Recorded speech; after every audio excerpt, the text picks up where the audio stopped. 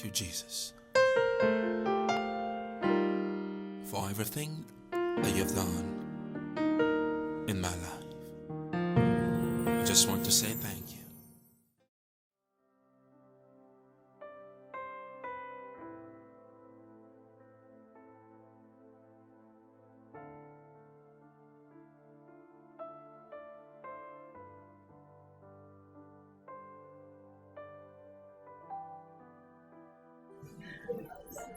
Ce matin, je voulais parler avec vous des dons spirituels et leur manifestation. Les dons spirituels et leur manifestation. Il faut dire que nous allons essayer de voir, faire quelques, peut-être résumés, parce que c'est quelque chose qu'on aurait pu même avoir, peut-être même un mois, être en train de parler de cela, l'approfondir pour une meilleure compréhension. C'est des sujets parfois on traite dans des séminaires. On aurait bien voulu avoir des jours. Je ne sais pas si vous regardez sur le programme, on avait mis manifestation, les dons et leurs manifestations 1, les dons et leurs manifestations 2, mais on n'a pas pu le faire à cause de certains programmes. Je voudrais vous inviter à prendre vos Bibles. Nous allons faire deux lectures. La première lecture se situe dans 1 Corinthiens chapitre 12. 1 Corinthiens chapitre 12. Nous allons commencer à lire à partir du verset 1er jusqu'au verset 11.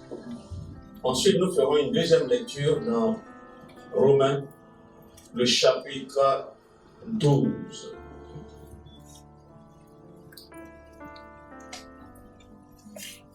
Et nous commençons à lire à partir du verset 3. Si c'est trouvé, on va lire 1 Corinthiens chapitre 12.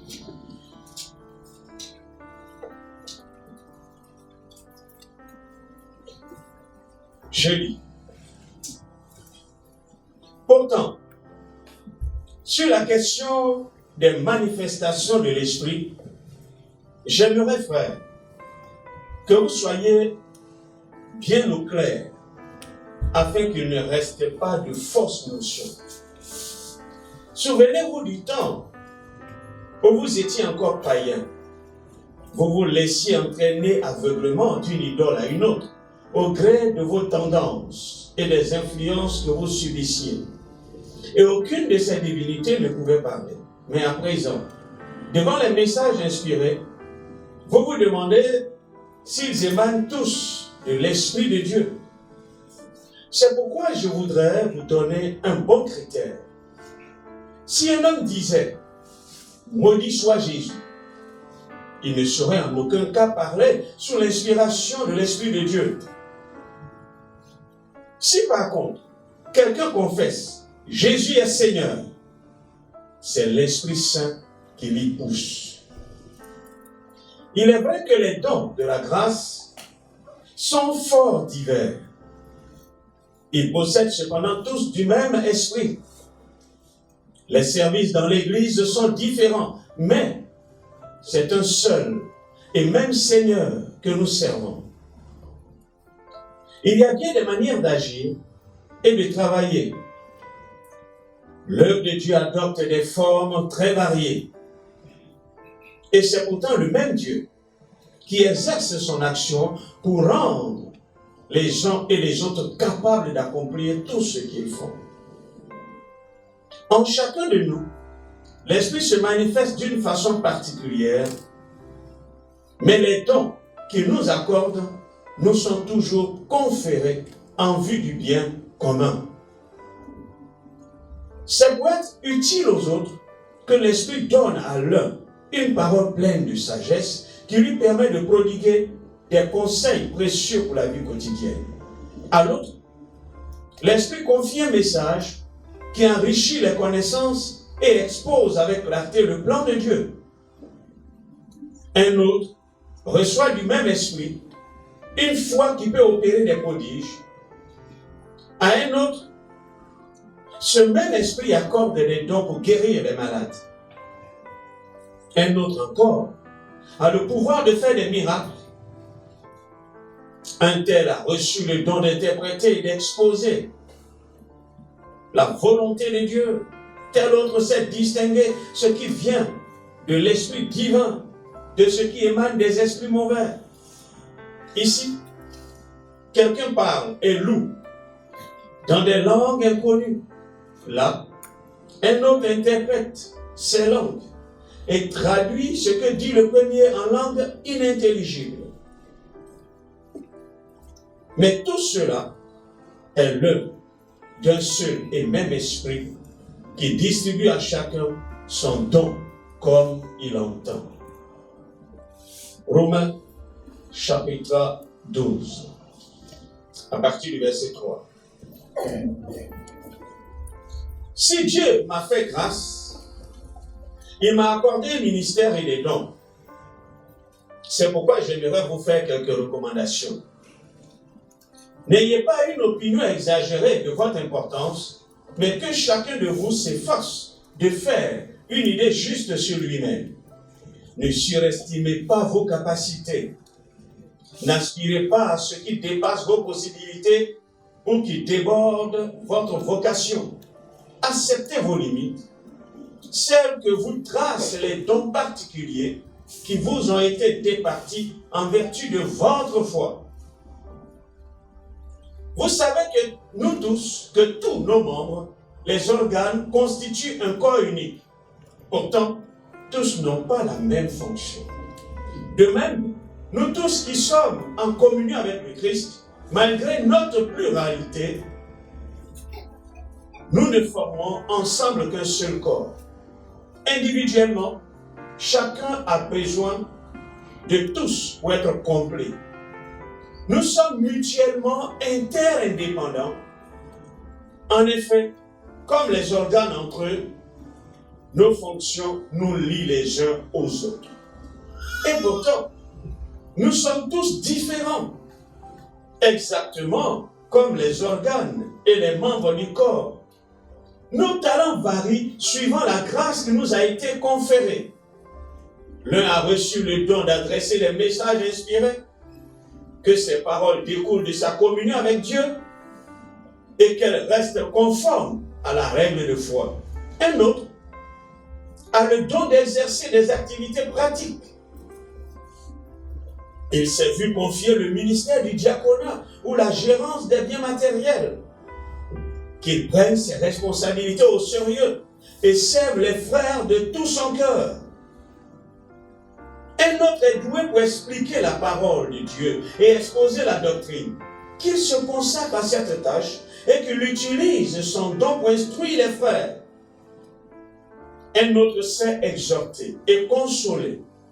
Qu'il prenne fidèlement soin de ceux qui lui sont confiés et que ses paroles leur apportent un réel réconfort. Que celui à qui Dieu a confié des richesses matérielles en fasse part généreusement. Qu'il donne en toute simplicité, sans calcul, ni à rien penser. Que celui qui est chargé de distribuer les secours soit impartial. Que celui qui sait diriger le fasse avec autorité et zèle. Que celui qui préside les réunions y mette tout son cœur. Si vous visitez les malades, apportez-leur la joie. Si vous exercez la bienfaisance, faites-le avec le sourire. Amen. Nous te bénissons, Seigneur. Et nous te disons merci pour l'occasion que tu nous donnes de nous entretenir autour de ta parole. Rassemble-nous, car nous sommes un seul et même corps. Nous sommes l'expression de ta personne. Nous formons l'Église, ton Église. Alors donne-nous d'entrer dans cette vision de ton Église pour la bâtir. Parce que chacun étant un membre indispensable, alors déverse sur nous ton esprit et donne à chacun d'accomplir la tâche ou le ministère qui lui est assigné. De travailler fidèlement, de faire usage du don, des talents que tu lui as confiés pour le bien des autres. Que l'honneur et la gloire te reviennent. Amen. Nous venons de faire 2 lectures qui semblent être un peu longues. Il faut dire que l'apôtre Paul a écrit aux Corinthiens et il a écrit aux Romains. Il a écrit dans des contextes différents. Dans Romains chapitre 12, l'apôtre Paul écrit donc aux Romains dans le but de comprendre que l'église dans laquelle ils sont, ils forment chacun pour sa part un membre de ce corps et chacun doit travailler pour l'utilité de l'autre, non pas de soi. Ce qu'il essaie de mettre en évidence, c'est la communion que nous avons avec le Christ. Et cette communion que nous avons avec le Christ nous permet alors non seulement d'avoir un talent ou un ministère, mais ce que nous avons reçu de lui doit être mis au service de l'autre. Ce qu'il essaie de prôner, ce n'est pas la valeur de l'individu. Ce qu'il dit, ne pas avoir une opinion de nous-mêmes, une trop haute opinion. Il ne faut pas aller au-delà des limites que te donne ta foi, mais aussi du ministère ou de ce que Dieu te donne de faire. C'est ce qu'il dit, il ne faut pas déborder. Il faut rester donc dans les limites pour que tu fasses ce qui est essentiel, ce qui est meilleur. Par exemple, si le bras faisait une fonction qui ne lui est pas confiée, alors elle ferait entorse à tout le corps. Il ne faut donc pas sortir des limites de ce qui est assigné afin que chaque organe soit utile à l'ensemble du corps. Il démontre que d'autres ont reçu des ministères, d'autres ont reçu des dons, mais que chacun le fasse de manière fidèle. Ici, il va nommer plusieurs choses.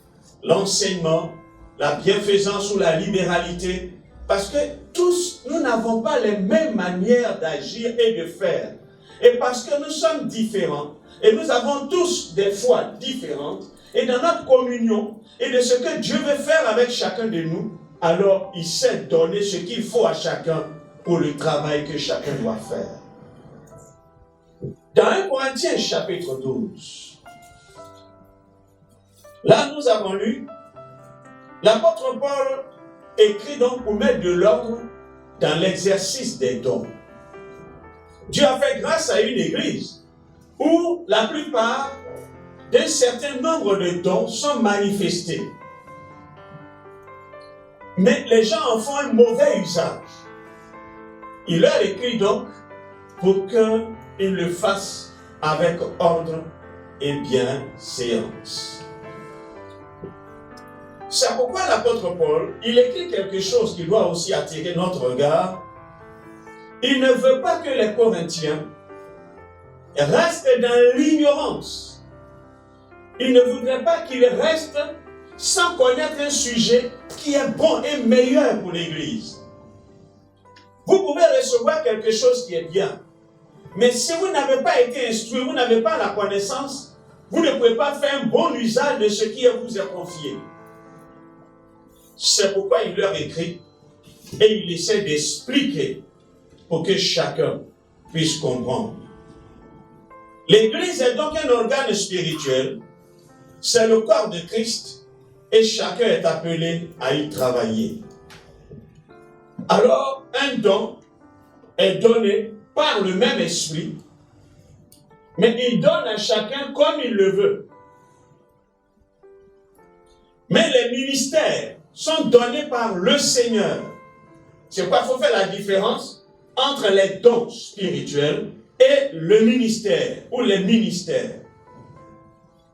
Les ministères sont donnés par le Seigneur Jésus.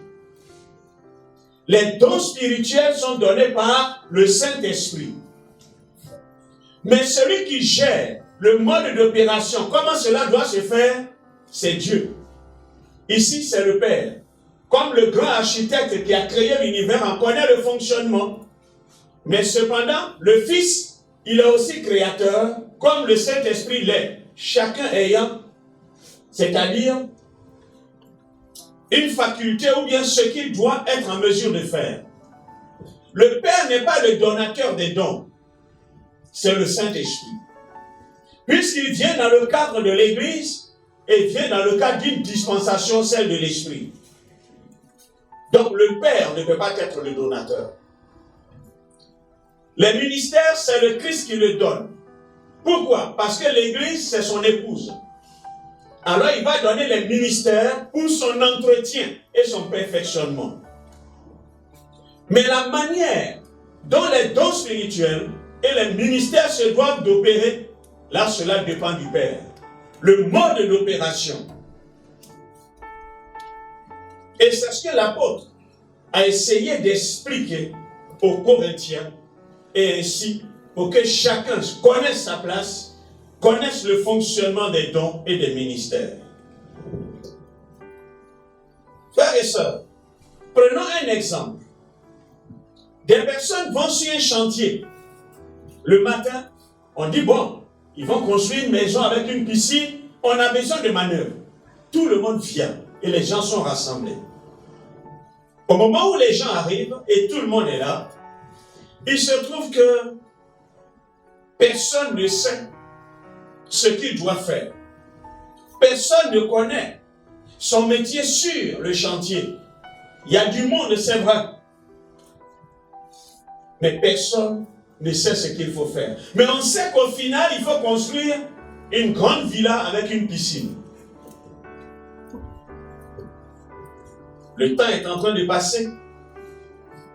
Et puis il y a des gens qui ont de la bonne volonté. Ils disent, mais attends, on va rester là, il faut qu'on fasse quelque chose.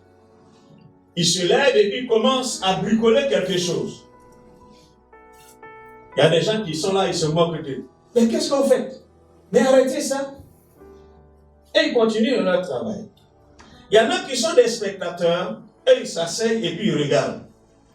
Ils attendent qu'on vienne leur donner un ordre, qu'on leur dise faites ceci ou faites cela. Et puis ils viennent chaque jour et ils répètent la même chose. On se moque de ceux qui ont de la bonne volonté. Il y a des spectateurs qui sont assis. Et voici que, avec l'entêtement de ceux qui s'efforcent de la bonne volonté, la maison commence à prendre forme. Mais le chantier va commencer à durer, à se multiplier, c'est-à-dire le temps va être multiplié. On va dépenser beaucoup d'argent. Pourquoi? Parce que ceux qui ont la bonne volonté vont gâter à des endroits, ils vont casser, ils vont reprendre. Il y a les spectateurs qui sont assis là, ils viennent tout le temps s'asseoir le matin. Il y en a qui critiquent ceux qui ont la bonne volonté. Oh, vous ne savez rien, arrêtez ça, etc. Un ensemble, un immobilier. Mais ne pensez-vous pas que c'est la même chose? Quand parfois une église, où il y a des gens qui sont des spectateurs, on regarde, on attend qu'on vienne nous dire faites ceci. Il y a des gens qui ont de la bonne volonté, qui ont envie de faire, mais ne sont pas qualifiés à le faire. Et parfois on commet des dégâts ou quoi que ce soit. Ah, vous dites, attends, c'est vous qui allez faire ceci, ne faites pas cela. Il y a des spectateurs. Mais pensez-vous que cette église sera bâtie? Combien de temps cette église va mettre pour pouvoir se bâtir? L'œuvre va piétiner. Il y aura des frustrations. Il y aura même des sentiments d'inutilité. Il y en a qui viennent, bon, comme on ne sait pas ce qu'on a à faire, on va s'asseoir. Des sentiments d'être inutile. La non-implication dans ce qui se passe. Frères et sœurs. Mais si seulement celui qui devait travailler avait demandé au chef du chantier ce qu'il devrait faire. Si chacun avait cherché à savoir ce qu'il devait accomplir, je pense que le chantier aurait pu avancer de manière véritable. Personne n'a voulu demander, tout le monde s'est assis et puis tout le monde regarde. Frères et sœurs, il y a une chose, Dieu, il est le propriétaire de l'Église. Il est le propriétaire de son œuvre. Les dons et les qualités, c'est lui qui donne à chacun. Et pour que chacun sache ce qu'il doit faire dans un tel ou tel endroit. Il faut donc laisser Dieu diriger les choses. chacun s'inscrire en demandant au Seigneur, qui suis-je? Parce que si tu m'as sauvé, je suis un membre. Mais un membre peut accomplir quelque chose dans ta maison. Il est clair, comme le dit l'apôtre Paul, chacun de nous a reçu un don particulier. Ce n'est pas le pasteur qui donne les dons. Mais le pasteur doit être capable de discerner dans la manifestation, lorsque les gens sont en train de servir, de savoir, ah, lui là, Dieu l'a qualifié, dans sa qualification de faire les choses, ah, viens, tu vas faire ceci. Parce que c'est Dieu qui qualifie. C'est lui qui sauve une personne et l'amène dans le corps. Alors donc c'est dans sa manifestation que la personne se définit et on la place là où il faut qu'elle soit placée pour qu'elle soit plus utile. Chacun a reçu un don. Et c'est ce que Paul essaie de mettre en évidence. Quand vous lisez Romains chapitre 12 et 1 Corinthiens, Romains chapitre 12 et 1 Corinthiens chapitre 12, vous allez comprendre que c'est Dieu qui est à l'origine des dons spirituels. Lorsque nous essayons de voir le mot don spirituel, pour épargner les mots grecs, etc., il y a l'idée d'invisibilité et de puissance.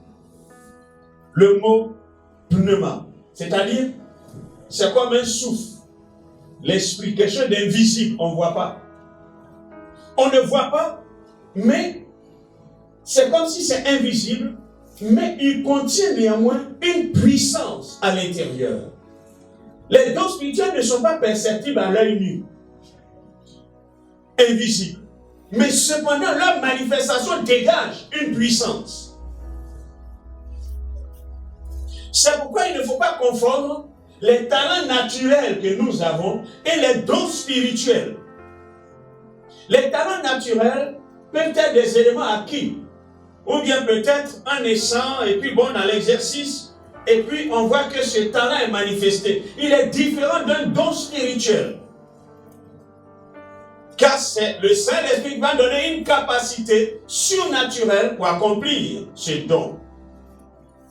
Le don est donc une qualification accordée par Dieu à chaque croyant, mais en vue d'accomplir une tâche ou un service qu'il place devant nous. Dieu ne nous donne pas un don de manière cadeau. Tu prends et puis tu t'assois à la maison. Non. Dieu nous fait un don pour qu'il soit mis à son service. Il y a parfois, on a prié pour des dons spirituels, Dieu va bénir les gens, Dieu va visiter les gens. Il y a des gens qui disent qu'ils ont reçu le don de guérir. Il y a des gens qui ont reçu le don de résurrecter, de ressusciter. Il y en a qui... Mais pourtant, l'église est là. Il y a des cas, il y a des gens qui sont malades. On ne voit même pas les gens qui ont reçu les dons. Prier pour les gens qui sont malades. Il n'y a rien du tout. Ce n'est pas normal. Ce qui veut dire que c'est faux. Vous n'avez rien reçu. Parce que ce que Dieu vous donne doit être mis au service de l'église. Doit être mis au service d'un frère qui est malade. Nous avons plusieurs personnes qui souffrent, mais cependant des gens disent avoir reçu des dons, mais qui ne les manifestent pas. Un don, c'est donc l'habileté ou la capacité de remplir une fonction. Mais une fonction pas pour soi, pour le bien des autres. On ne reçoit jamais un don pour soi-même. On ne remplit pas une fonction pour soi-même. On remplit cette fonction pour le bien des autres. Et chaque service que nous avons à faire correspond à un don, comme nous l'avons vu un peu dans Romains. Même être généreux, faire de la libéralité, faire des dons à des gens, mais cela, c'est un service que vous accomplissez. Alors à ce service, c'est un don que Dieu vous donne, de pouvoir le faire. Par exemple, celui qui donne, il ne souffre pas, c'est-à-dire qu'il a le don d'apporter, de faire, il ne souffre pas. Cependant, quelqu'un qui ne l'a pas reçu, pour donner quelque chose à quelqu'un, il souffre, ça lui fait mal. Je vais faire ça, Non, pourtant c'est lui qui a reçu le don, il le fait de manière libre. C'est comme une partie de lui-même qu'il ressent. Quand il voit quelqu'un qui est dans le besoin, il ne peut se retenir. Il est prêt à donner. C'est un don qu'il a reçu de Dieu. Le don, donc, est aussi la grâce que Dieu accorde à un croyant, même parfois dans différentes situations, comme parfois à supporter l'épreuve. Il y a des gens qui vivent des situations, ils supportent l'épreuve. Il dit, mais frère, mais tu es fort. Dans tout ça là, tu tiens. Pourtant, lui là, il tient. Mais d'autres personnes ne peuvent pas supporter comme lui. Il y a des gens qui auraient déjà craqué. Il y a des gens qui auraient déjà abandonné la foi. Il y a des gens même qui auraient déjà rétrogradé. Mais cependant, vous voyez, non, il est là, il est heureux. Il prend même du poids. Tu dis, mais frère, comment? Mais il est là et il avance. Dieu, il est souverain. Et c'est lui qui distribue les dons à qui il veut, comme il le veut et quand il le veut. Parlant de la manifestation des dons, pour essayer de définir l'expression manifestation des dons, il faut dire que ce mot, selon cette expression, est issu du verbe opérer ou produire. De 1 Corinthiens chapitre 12, le verset 11. Il faut dire que quand on parle de manifestation des dons, la manifestation implique le fait d'être rempli d'une énergie pour produire une action. C'est-à-dire, la personne qui reçoit le don, il est rempli d'une énergie, d'un dynamisme, pour lui permettre de produire une action. C'est pourquoi le mot esprit, pneuma en grec, indique la présence d'une personne. Mais une personne invisible, mais aussi comme une énergie qui se met en action par la manifestation d'un certain don. C'est-à-dire quoi? Quand il y a un don spirituel qui est manifesté, lorsque le Saint-Esprit accorde la capacité, la personne reçoit une énergie afin de produire quelque chose. Donc quand nous disons l'esprit, le grec emploie le mot pneuma, ça signifie une personne invisible, comme un souffle. Alors cette personne-là, elle va équiper quelqu'un par son don. C'est vrai que lui, il est invisible, mais la personne est revêtue du don de cette personne invisible, c'est-à-dire l'Esprit de Dieu. Il va lui donner une énergie afin de pouvoir manifester cette énergie dans une action, dans une situation qui se présente à lui. Et tout fait donc cette manifestation, c'est attrister le Saint-Esprit, selon 1 Thessaloniciens chapitre 5, verset 19. Il faut dire ceci. Une personne possédant un don n'est pas esclave du don. N'est pas esclave du don. Il a le pouvoir de contrôler le don selon la circonstance. Quand vous lisez 1 Corinthiens 14, le verset 29 à 33, l'expression que je tire là-dedans, Dieu, l'Esprit, se soumet au prophète, mais Dieu est un Dieu d'ordre. Il y a une chose, lorsque quelqu'un dit qu'il a reçu un don de l'Esprit, et puis il se trouve que la volonté de la personne même n'est pas libre, elle est contrainte. La personne est comme esclave. Je donne un exemple, au contraire, on puisse le comprendre. Une sœur me disait ceci. Elle a reçu, d'après elle, cette capacité d'aller évangéliser. Et le jour où elle ne va pas, c'est comme, en guillemets, l'esprit lui dit, si tu ne vas pas, je vais te frapper. Lève-toi, vas-y. Même parfois, quand elle doit préparer pour son mari, l'esprit lui dit, laisse et pars. Donc quand elle ne va pas, elle n'est pas tranquille. Il y a comme quelque chose qui la sera obligée de tout abandonner pour partir. Attends, Dieu ne sait pas qu'elle est mariée. Dieu ne sait pas que son mari doit manger. Dieu ne sait pas qu'elle a une épouse. Vous comprenez que si on va fouiller en dessous, on va trouver une puissance ténébreuse et non Dieu. Si une personne affirme être sous le pouvoir d'un soi-disant don spirituel, sans avoir le contrôle, La personne est agitée. Elle dit, don spirituel, attention. C'est pas normal. Comme nous étions quelque part, quelqu'un dit soi-disant rempli de l'Esprit de Dieu.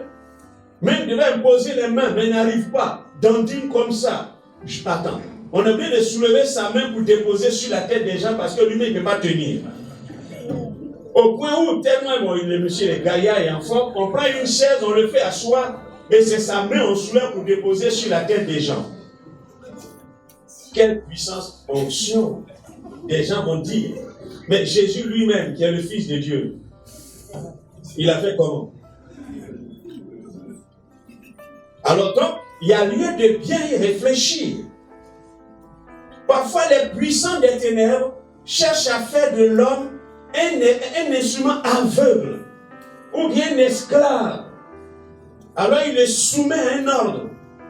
Mais attention, de telles manifestations ne sont pas des dons spirituels, mais ce sont des photocopies que l'ennemi essaie de faire pour subjuguer des hommes et des femmes. Quelqu'un qui a reçu l'Esprit de Dieu dans sa main, la personne peut décider de ne pas prophétiser. Elle est libre. L'Esprit est soumis au prophète.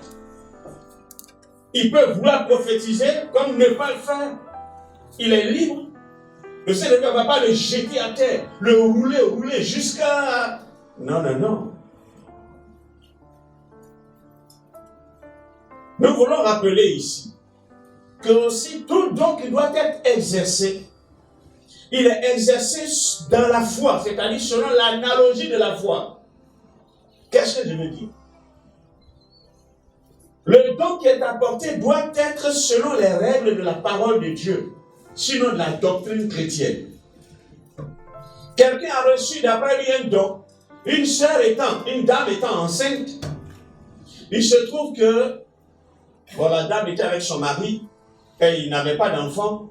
Et puis au moment où, après plusieurs tractations, le monsieur renvoie sa femme, mais avant qu'elle ne parte, elle a senti comme s'il y avait quelque chose qui se passait en elle. Mais après plusieurs démarches où elle ne tombait pas enceinte, elle s'est dit qu'elle n'était pas enceinte. Et puis elle part. Il se trouve que quelques mois après, elle sent qu'il y a quelque chose qui se passe, elle va à l'hôpital, on lui dit, madame, vous êtes enceinte. Elle décide de faire des démarches auprès de son mari pour lui dire, au moment où tu me chasses, Dieu vient de me visiter. Elle va voir alors quelqu'un pour lui expliquer la situation. Et puis ils se sont mis à prier. Et la personne lui dit, Dieu m'a dit de te dire d'avorter. Parce que le monsieur va refuser la grossesse, tu vas être humilié. Il faut avorter. Elle dit comment? Elle dit non, Dieu m'a dit de manière expresse de te dire. C'est facile de dire ça. La dame n'a rien dit quand elle est sortie de là. Elle dit mais attends, enfant que j'ai cherché depuis longtemps, je n'ai pas eu. Et puis au moment où je l'ai, je sais que je n'ai pas triché. Et c'est là moi je vais faire ça? Non. Elle emploie une autre démarche, elle va trouver des gens, on va rencontrer le monsieur. Le monsieur dit non, c'est pas lui. Les gens disent mais faites un test, vous allez voir. On fait un test, voilà le monsieur se reconnaît être le père. Sa femme est revenue à la maison. Comment on va dire ça? Est-ce que Dieu approuve l'avortement? Pourquoi on dit j'ai reçu un don, il faut avorter? Parfois il y a des choses dont on a besoin de s'asseoir et d'y réfléchir. Comme un don spirituel qui peut être manifesté dans une église, où on dit Dieu n'a de compassion pour personne. Dieu n'a de compassion pour personne. Je vais te tuer, je n'ai de compassion pour personne. Mais attends, c'est Dieu qui parle. Dieu n'a de compassion pour personne. Autant Dieu, la parole de Dieu dit, son but n'est pas que le méchant meure, mais qu'il se convertisse. Lorsque Dieu donne un ultimatum à quelqu'un, mais le message de Dieu dit toujours à la personne de se faire un demi-tour, de se convertir, de revenir à lui et de se repentir.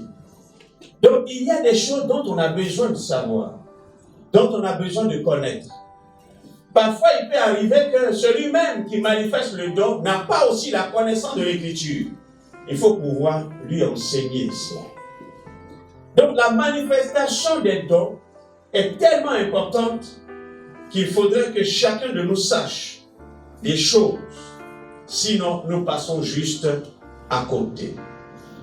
Parlons en bref de l'utilité des dons spirituels. J'ai voulu aborder un peu ces éléments avant d'y aller pour que vous compreniez.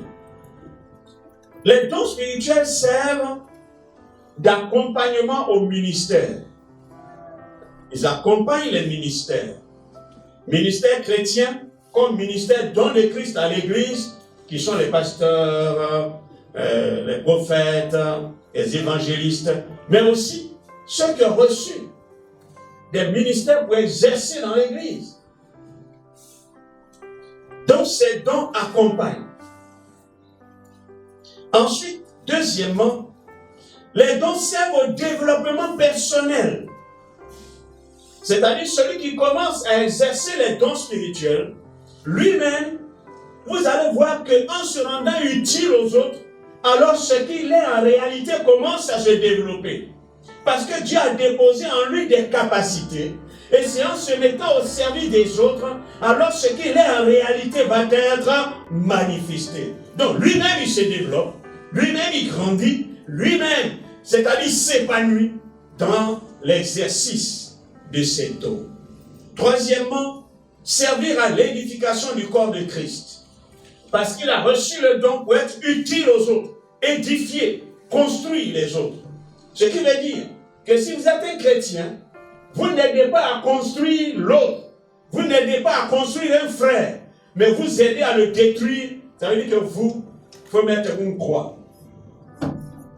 Parce que tout chrétien, dont la Bible dit qu'il y a un don départi à chacun, nous sommes des instruments d'édification, de construction de la vie des autres, et non de la destruction des autres.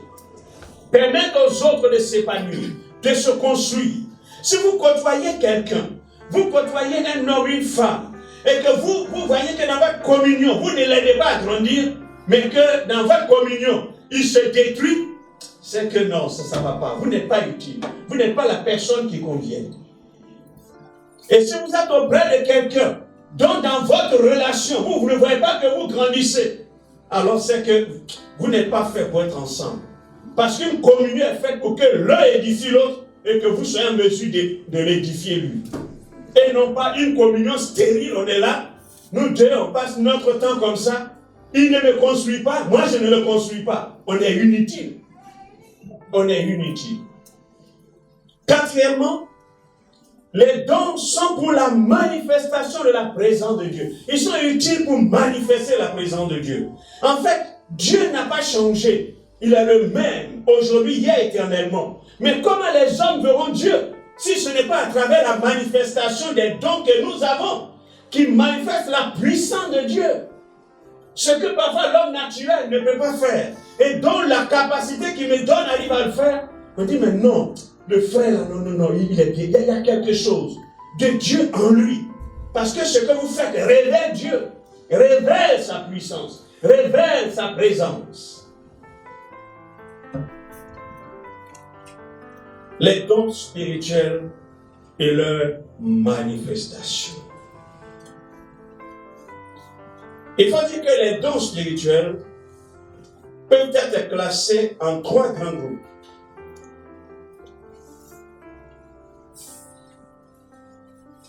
Mais je parle des dons spirituels de 1 Corinthiens chapitre 12. Parce que là, ici, il est question des capacités surnaturelles que le Saint-Esprit accorde. Nous allons nous borner à ça. On n'aura pas le temps de traiter Romains chapitre 12. Peut-être en d'autres occasions. Les dons spirituels de 1 Corinthiens chapitre 12 peuvent être classés en 3 grandes catégories. Et je voudrais qu'à travers leur classification, que nous prendrons chaque groupe, nous donnerons en même temps, nous allons les définir, donner leur manifestation, parler de leur manifestation, et puis parler un peu de leur importance. Prenons le premier grand groupe de dons. Les dons vocaux ou inspiration. Les dons vocaux ou inspiration. On va aller un peu vite. Il faut dire que la promesse de ce don se trouve dans l'Ancien Testament, dans Ésaïe 28 et le verset 11. Mais cette promesse s'est réalisée à la Pentecôte, Actes chapitre 2, verset 4.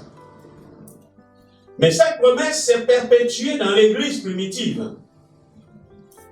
Je vais vous mettre les différentes références pour gagner du temps. Cependant, il nous faut faire une distinction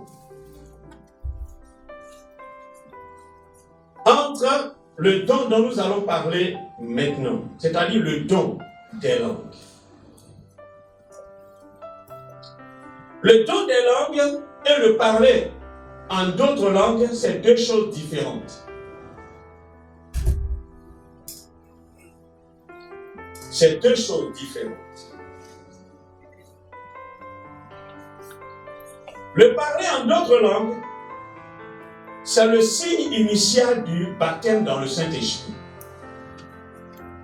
Lorsque quelqu'un est baptisé dans l'Esprit de Dieu, quelle est la preuve qu'il est baptisé du Saint-Esprit? Il parle en langue. Il y a ça. Ce qu'il parle là, ce n'est pas le don des langues. Il parle pour son édification personnelle.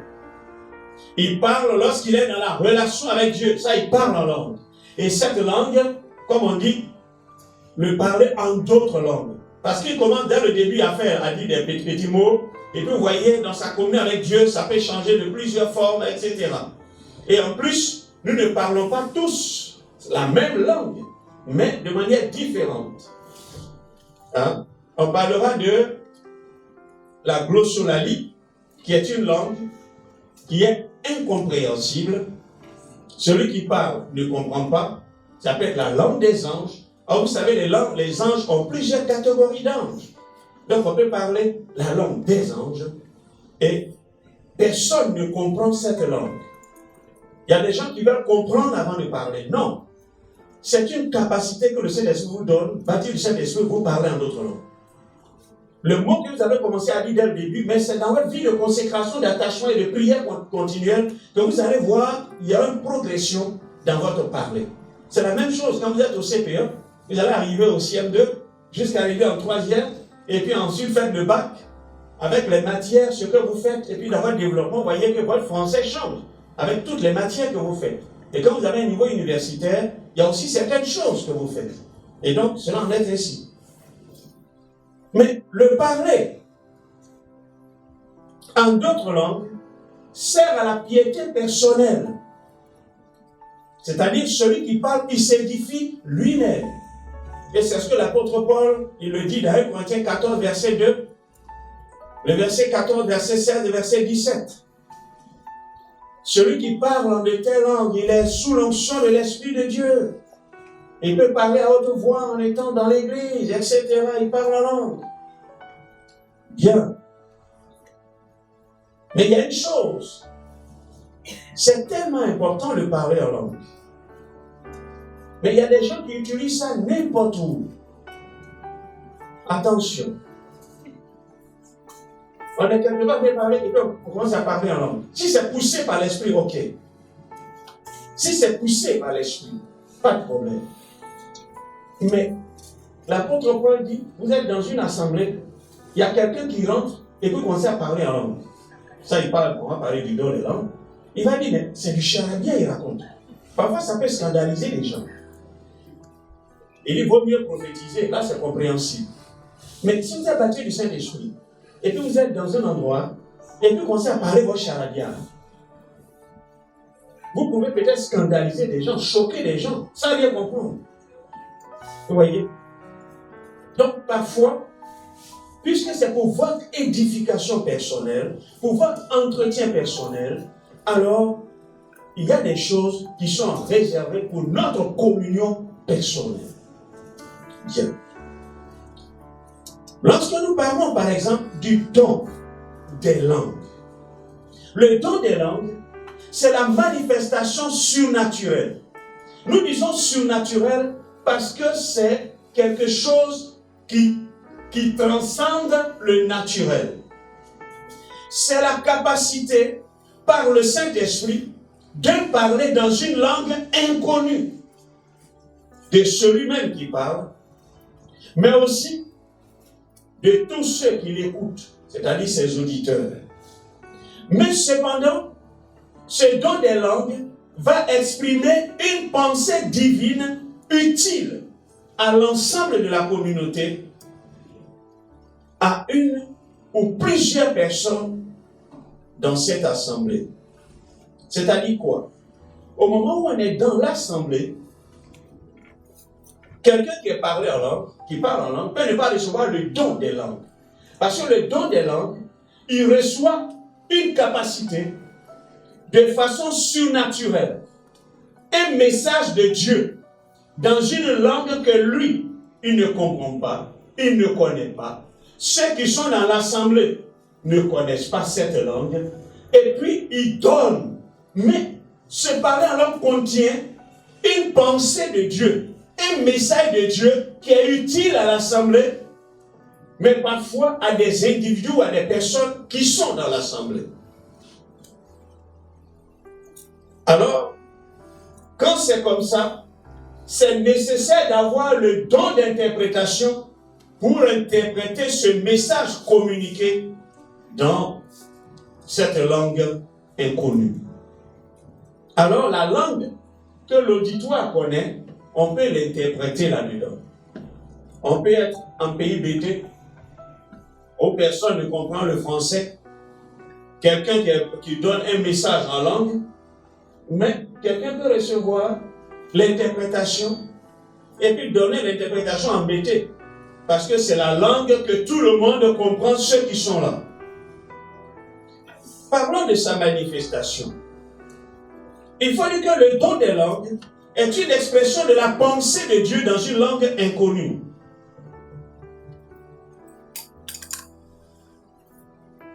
Mais lorsque le message est donné dans une langue connue, mais étrangère de celui qui parle, c'est-à-dire quoi? Il y avait un pasteur burkinabé qui rendait le témoignage. Il était allé en Chine. Et puis, il avait fréquenté une église. Les gens étaient en train de faire le culte. Lui, il était assis. Et puis voilà, poussé par l'esprit, il donne un message en langue. Le message est interprété. Il finit net. Il voit quelqu'un qui l'aborde et puis commence à parler. Il est timide. C'est-à-dire ce que lui avait communiqué, c'était une ethnie en Chine. La personne lui parle, lui ne comprend rien. Autant lui, le message qu'il a donné, il ne sait même pas si c'est du chinois ou si c'est quoi. Lui, il a parlé. Mais c'est une langue compréhensible, une langue qui existe, mais dont celui qui a donné la langue, lui-même là, il ne la connaît même pas. Il faut dire que ici, l'intelligence et la faculté de l'individu n'entrent pas dans la manifestation. Comme la personne cherche la langue et puis vient dire non, non, non. Celui qui fait le don des langues, il peut parler plusieurs langues. C'est-à-dire le message qu'il donne aujourd'hui, la langue que Dieu lui donne d'utiliser, quand il va venir l'autre culte, le don qu'il va donner, ça ne sera pas la même langue. C'est pas nous disons le don des langues. Parce que c'est Dieu qui lui donne le message dans la langue que l'Esprit veut. Alors il le donne. Ce n'est pas lui qui choisit, mais c'est l'Esprit de Dieu. Mais ce que nous voulons noter, c'est que parfois, par manque de pratique, ces personnes qui ont reçu ces dons des langues peuvent voir ce don disparaître. Par manque d'exercice. Il y a des gens qui donnent des messages en langue et puis après, vous voyez, ils ne donnent plus. Il n'y a plus rien, ils ne parlent plus. Parce qu'ils ne l'ont pas exercé. Dans 1 Corinthiens 13, verset 8 et verset 10, il est dit que le don des langues va disparaître à l'enlèvement de l'Église. Le don des langues ne doit pas être confondu avec, je pourrais dire, des mots de magie. Ce n'est pas ça. Parce qu'il y a des gens pour faire de la magie, disent des mots, et puis bon, pour mettre les démons en action. Non, ce n'est pas ça. Nous disons que l'origine, c'est Dieu. Ce n'est donc pas du spiritisme. Ce n'est pas une possession, non. Mais c'est le Saint-Esprit qui donne la capacité à l'individu afin de communiquer ce message. Il faut penser que le don que la personne donne est un don que la personne elle-même peut contrôler. Elle peut décider de se taire comme de donner. Donc, c'est un don qui peut être contrôlé. Ce n'est pas quelque chose d'incontrôlable. Parce qu'il y a des gens qui pensent que c'est incontrôlable. Non, c'est un don contrôlable. Il ne faut donc pas tomber dans un désordre. Ou comme des gens, avant de le faire, ils sont en train de manger du piment. Manger beaucoup de piment avant de donner. C'est pas vous savez ce que je veux dire? Non, c'est pas obligé de manger du piment. Mais c'est parce que les gens ne sont pas instruits là-dessus.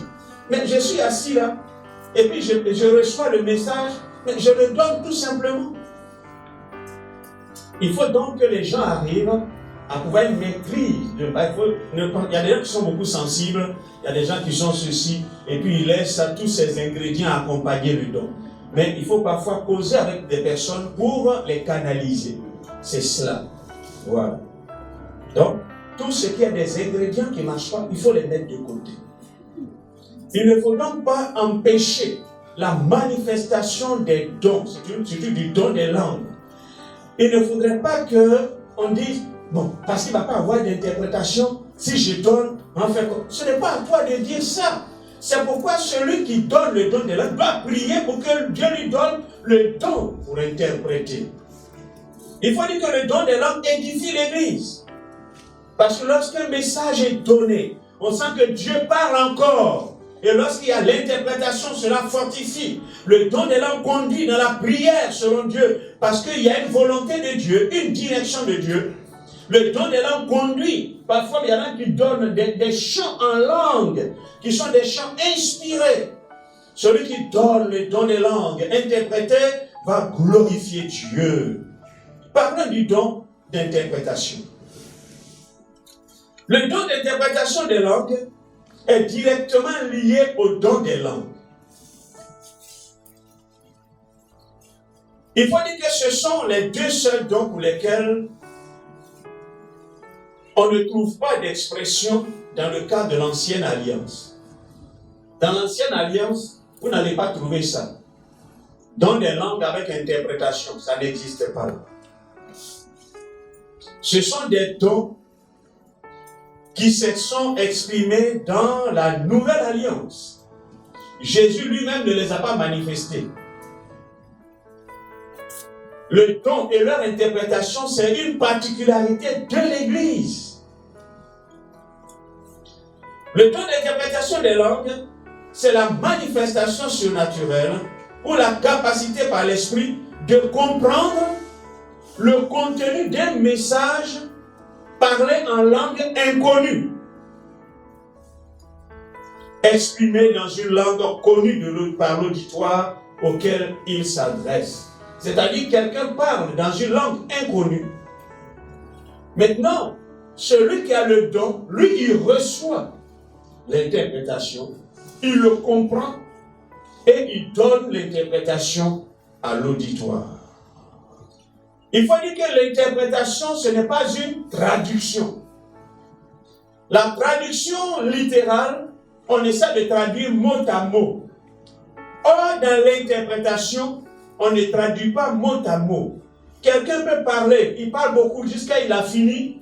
Moi, je ne peux que résumer, dire l'essentiel. C'est cela l'interprétation. Le don peut être long, mais cependant, celui qui interprète peut interpréter court. Donc, il ne faut pas dire non, ce n'est pas ce qu'il a interprété, ce n'est pas cela. Donc, il faut comprendre aussi. Le don peut être court, mais l'interprétation peut être longue. Ça aussi. Pourquoi? Je prends par exemple, si on veut expliquer la neige en baoulé. La neige. En français, on dit la neige, c'est court. Mais quelqu'un veut expliquer en baoulé. Est-ce que nous, les baoulés, on connaît la neige ici? On ne connaît pas. Mais tu vas essayer de dire c'est quelque chose qui est comme la glace, mais c'est blanc comme le coton. Mais tout ça, c'est en train de prendre du... Ouais, non, c'est plus long. Parce que j'explique, je suis en train d'interpréter. C'est plus long. Donc, dans la langue qui est parlée par celui qui donne le message, le mot peut être court. Mais celui qui reçoit l'interprétation, lui, il est obligé, dans ce qu'il a reçu, ça peut être plus long. C'est Dieu qui utilise de telles personnes. Il faudrait donc que nous puissions savoir que c'est Dieu qui parle. Alors, ce n'est pas à nous de dire, de juger là, non, c'est trop court, c'est trop long, non. La pensée de l'interprétation suit toujours l'expression du parler en langue. L'interprétation ne précède jamais le parler en langue. Non. C'est-à-dire, on interprète d'abord avant de parler en langue. Non, non, non. Si on parle d'abord avant de parler la langue, c'est une prophétie. Ce n'est pas un don de langue. Parce qu'on interprète quelque chose. Je prends un exemple. Je vais quelque part avec Didier, je n'ai pas encore parlé, et puis Didier a interprété. Attends, il a interprété quoi? Je n'ai pas encore parlé. C'est quand je vais parler, il va interpréter. Je n'ai rien dit. Alors Didier ne se doit pas de dire ce que je n'ai même pas encore pensé. Celui qui parle en langue peut avoir également le don de l'interprétation.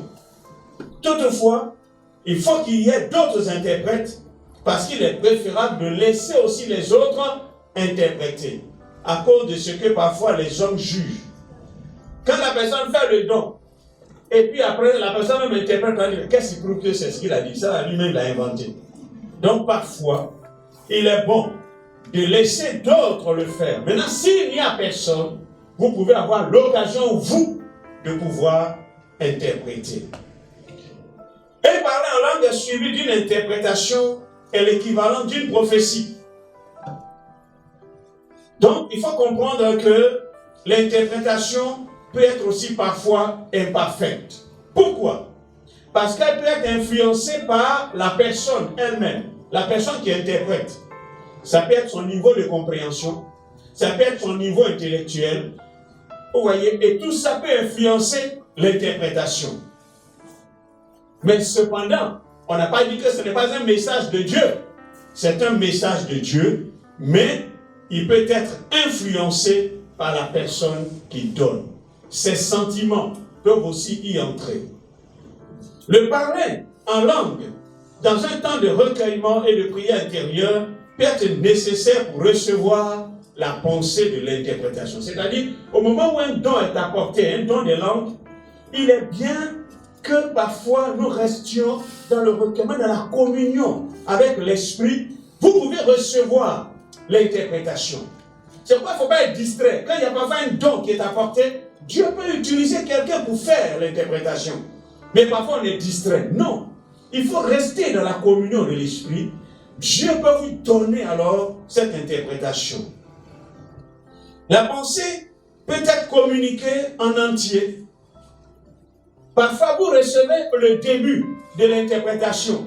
Vous pouvez ne pas tout percevoir. Mais lorsque vous commencez net, vous allez voir, et puis c'est comme si le reste suit. C'est pas, il y a des gens qui hésitent. Parfois, on reçoit juste un mot, ou bien juste la chose, et puis on hésite, on ne peut pas. Non, non, non. Il faut commencer, et puis Dieu, au moment où tu vas commencer à faire, tu verras que Dieu va remplir ta bouche, et puis Dieu va te permettre d'y aller. C'est ce qui fait que parfois il y a des gens, ce qu'ils ont reçu, ils le disent. Et puis vous voyez, après encore, non seulement il le dit, et puis après il ajoute autre chose. Mais c'est parce que c'est une interprétation. Et c'est un homme qui se met dans les mains de Dieu afin de pouvoir communiquer le message. Donc, ne nous minimisons pas nous-mêmes, mais laissons-nous utiliser par Dieu pour le bonheur de l'Église. Vous savez, lorsque l'Église se réunit, Dieu veut parler à son peuple. Dieu veut parler, dire quelque chose, révéler certaines choses. Mais il faut qu'il y ait des canaux qui se disposent pour que Dieu nous parle. Lorsqu'il y a un don, et puis il n'y a personne qui est en mesure d'interpréter, on aurait raté quelque chose que Dieu veut dire à son peuple. Et puis personne n'a pu recevoir le message pour le peuple. Peut-être avec quelque chose d'essentiel pour quelqu'un ce jour-là. C'est pourquoi il est important que chacun se dispose dans les mains de l'Esprit afin de pouvoir interpréter. Il ne faut pas confondre ce don avec notre connaissance de l'Écriture, ou bien nous-mêmes aussi, parfois compléter. Lorsque le message est fini, on cherche à compléter avec nous-mêmes nos propres pensées. Non. Si le message il est fini, ce n'est pas la peine de compléter. Parfois, ton interprétation a été courte, mais c'est ce que Dieu a voulu. Mais ce n'est pas à toi d'en ajouter, ce n'est pas à toi de chercher d'autres mots ou d'autres pensées. Il faut dire que ce don ne doit pas être exercé hors de l'assemblée. Je m'explique. Je dis bien que ce don ne doit pas être exercé hors de l'assemblée ou bien hors du contrôle des ministères, c'est-à-dire des personnes qui sont matures dans la foi et capables d'en juger. Il y a eu parfois, je me souviens à Dimokro où nous y avons été, des gens se retrouvaient pour prier. Et puis voilà, il y a eu un don, il y a eu interprétation. On a été au courant de ça, pourquoi? Parce que là-bas, ils ont commencé à se distribuer certaines choses. On interprète, on dit, toi, ta fiancée, c'est elle. C'est Dieu qui parle. Toi, ton mari, c'est elle. C'est celui-là du moins. On a commencé à partager. Et puis, il y a Dieu lui a donné sa fiancée, mais il se trouve qu'elle avait un gros nez. Donc lui, il ne voulait pas. Et puis après, les autres ont dit, mais non, c'est Dieu qui t'a donné. Si tu refuses, tu ne pourras plus jamais te marier. Donc il ne comprenait pas. Comment Dieu peut me donner quelque chose que je n'aime pas? Et c'est dans ça qu'il va nous accoster pour nous expliquer. Est-ce que quand Dieu parle là, est-ce qu'on est obligé d'accepter ou bien si ça ne te convient pas, on peut refuser? Mais frère, mais on a sondé plus tard, on a vu que ce n'était pas l'Esprit de Dieu. Il n'y avait pas l'Esprit de Dieu là-dedans. Or, c'était des jeunes qui se sont réunis. On a peut-être convoité des sœurs, on a fait ceci, et puis on a prophétisé. Sinon, donner un don en langue avec interprétation qui a conduit à beaucoup de choses. Mais il y en a qui sont même partagés des ministères. Il y avait un même qui travaillait à l'UTEX, il a rendu sa démission. Il y en a même qui étaient élèves, on dit vous allez faire telle chose. Il a abandonné l'école et tout ça. Je vous assure. Mais après, ils ont vu que le ministère allait exercer. Tu allais exercer où? Ils étaient obligés, après des années, au moins 2 ans, de revenir faire, comme on appelle le bac, etc. Et il y a un autre que j'ai trouvé, comment dirais-je, à Beaunois, dans les Anamera, il travaille là-bas comme ingénieur. Vous voyez? Pourtant, on a dit qu'il allait être un prophète et tout ça. Donc, il y a des choses qu'il faut s'asseoir. Et puis, c'est pourquoi, quand c'est donné, il faudrait que les têtes pensantes de l'Église, des gens qui savent juger et apprécier, soient là. C'est pourquoi nous disons que ces dons, en dehors de l'Église, sont parfois, s'il n'y a pas des personnes expertes, parfois des gens peuvent tomber dans certaines situations qui peuvent les entraîner loin de Dieu. Parlons du don de prophétie. Il faut dire que le don de prophétie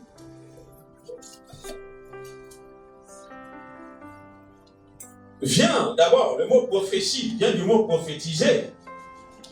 Et le grec signifie parler de la part de Dieu, ou bien parler pour Dieu, ou bien être porte-parole ou messager de Dieu.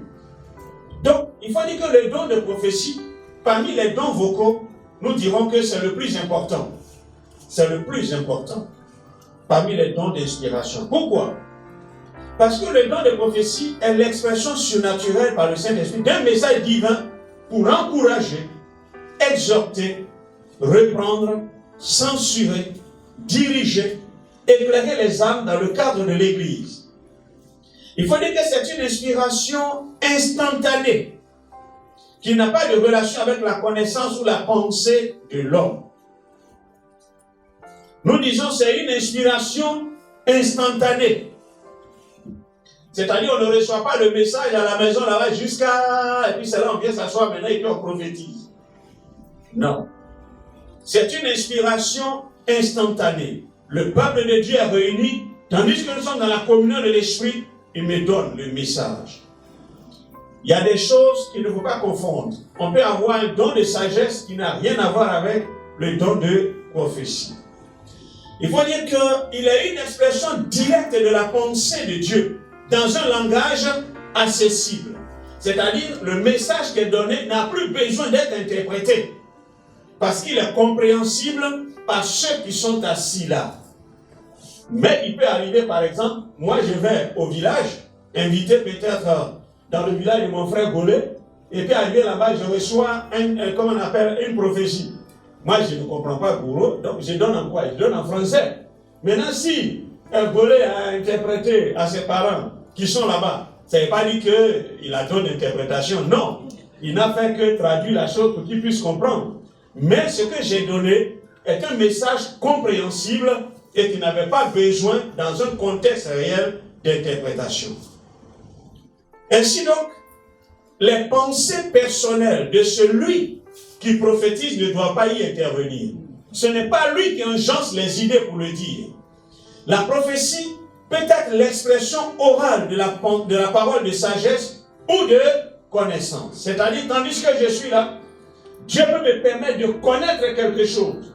Alors à partir de là, je donne, je communique. Et cela peut être exprimé sous forme de prophétie. Il faut dire que cela aussi peut s'exprimer dans le cadre d'une prédication. Quelqu'un peut être en train de prêcher, et puis à travers la prédication, il annonce quelque chose. Parce que la prédication même, c'est une prophétie. Celui qui prêche est un porte-parole de Dieu. Il a un message de Dieu. Il a prié, il s'est mis devant Dieu et il vient prêcher. C'est pourquoi il y a des gens qui disent, mais attends, il a prêché contre moi. Il te connaît où? Il ne te connaît pas. Il s'est mis devant Dieu. Il a cherché la face de Dieu. Dieu lui a donné le message et puis il a communiqué. La prophétie doit être en conformité totale avec la révélation de la parole de Dieu. Comme nous avons dit au début, il ne faudrait pas que ce qui est prophétisé soit contre la parole de Dieu. Vous savez, il y a parfois des erreurs. Il ne faut pas confondre ou remplacer, c'est-à-dire le don de prophétie par, je pourrais dire, des versets bibliques qu'on a appris et puis qu'on donne. Non, ce n'est pas cela. Il ne faut pas confondre le don de prophétie avec la faculté de pouvoir, je pourrais dire, connaître des versets bibliques dans des situations particulières. Parce que parfois, il y a des gens qui font des études. Quand quelqu'un souffre, il y a des versets bibliques. Quand quelqu'un traverse un tel moment, une épreuve, il y a des versets bibliques. On peut connaître ça et puis utiliser. Non, ce n'est pas le cas. C'est ici, lorsque les gens sont retrouvés dans la présence de Dieu, dans la communion de l'Esprit, alors Dieu donne un message à quelqu'un afin de communiquer pour le bien-être de l'assemblée, pour le bien-être d'un individu qui se trouve là. Il ne faut pas abuser du don de prophétie dans le cadre aussi des réunions de l'Église, c'est-à-dire que cela transcende la parole de Dieu ou remplace la parole de Dieu. Parce qu'il y a des gens, tellement on privilégie les prophéties, prophétie. On dit, bon, on a tellement entendu prophéties au lieu de la parole de Dieu, bon, on ne va pas prêcher, on va laisser comme ça. Non, les prophéties ne remplacent pas la parole de Dieu. Et c'est pourquoi même les prophéties, il faut savoir les limiter. Hein? Lorsqu'il y a des prophéties, quand l'apôtre Paul dit quoi? Il faudrait que 2 ou 3 prophétisent. Ça, il l'a dit dans le cadre des Corinthiens. Ça, c'était pour le bon ordre. Mais par rapport à nous aujourd'hui, il revient à celui qui préside le culte de savoir à quel moment il faut arrêter. Lorsque quelqu'un a prophétisé, ne sont pas une compétition de prophétie. Quelqu'un finit, il faut attendre, parce qu'il y a un message de Dieu dedans. Les gens n'ont même pas encore compris, quelqu'un d'autre prend. Il n'a pas encore fini, quelqu'un d'autre prend. Mais non, c'est un message qu'il faut que les uns les autres comprennent. Dieu veut atteindre un but. L'esprit est soumis au prophète. je peux attendre et puis après communiquer un autre message. Alors il faudrait qu'on le sache. Nous sommes là pour édifier l'église, pour bâtir l'église, pour pouvoir aider quelqu'un qui est dans un besoin. Il faudrait donc que nous sachions être utiles aux uns et aux autres. Prenons le deuxième grand groupe, les dons de révélation. Les dons de révélation. Dans les dons de révélation, nous parlons de révélation. Pourquoi? Parce que révéler, c'est enlever le voile. On enlève le voile sur quelque chose. Découvrir. Découvrir. Alors, ce sont les dons qui vont permettre de percer quelque chose et enlever le voile là-dessus, pour que la chose soit comprise, ou bien quelque chose qui est inconnu, en ce qui concerne la source, l'origine, mais mettre cela à nu ou à jour, pour que cela soit connu. De ces dons de révélation, voyons premièrement le don de la parole de sagesse. Il faut dire que la parole de sagesse est la révélation surnaturelle, ou la capacité de perception par l'Esprit de Dieu des plans, la pensée ou la volonté de Dieu concernant des choses, des endroits, des individus, des communautés ou des nations dans l'avenir. C'est-à-dire quoi? Quelqu'un peut être là et puis par la capacité de l'Esprit, ce que Dieu a décidé de faire, le plan de Dieu, peut-être pour quelqu'un, pour une communauté, la personne peut avoir la connaissance de ça. Ça peut être un endroit où quelqu'un était. Tu étais là-bas. Et puis celui qui est là, il a la connaissance de la chose. Ça peut être même quelque chose qui est caché dans la vie de quelqu'un, qui n'a même pas été dit. Mais Dieu peut permettre d'avoir une idée de cela. Et des choses qui concernent même l'avenir. Il faut dire que le don de la parole de sagesse nous fait alors percer la science de Dieu. C'est-à-dire la sagesse de Dieu, là, les plans de Dieu. Toi, tu peux avoir la connaissance de cela. Ça permet donc d'avoir une révélation de la personne même de Dieu. Mais le but de ça, c'est quoi? C'est d'aider le peuple de Dieu, d'édifier le peuple de Dieu, de construire le peuple de Dieu, d'orienter le peuple de Dieu. C'est ça le but. Mais ce n'est pas pour me vanter, moi, oui, comme ça, et puis on dit des choses pour montrer que je suis supérieur, ou bien moi, je perce le mystère de Dieu. Ça n'a rien à voir. Ce n'est pas pour que je me mette en valeur, mais c'est pour aider l'Église. Moi, je ne suis qu'un canal pour être utile à quelqu'un. Il faut dire que le don de la parole de sagesse concerne la révélation des plans de Dieu, que Dieu nous fait connaître de manière surnaturelle. Ce qu'il va faire, ce qu'il va réaliser. Le don de la parole de connaissance peut aussi nous révéler quand Dieu va faire. Il peut nous révéler comment Dieu va faire. Mais en même temps, nous révéler le rôle que nous devions y jouer.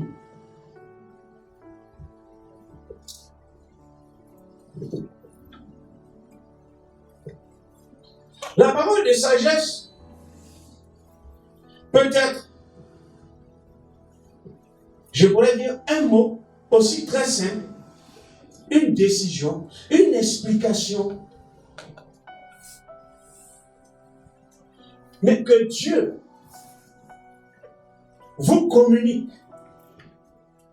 Il vous communique pour que quelque chose change. Par exemple, nous étions en face d'une situation, une jeune dame,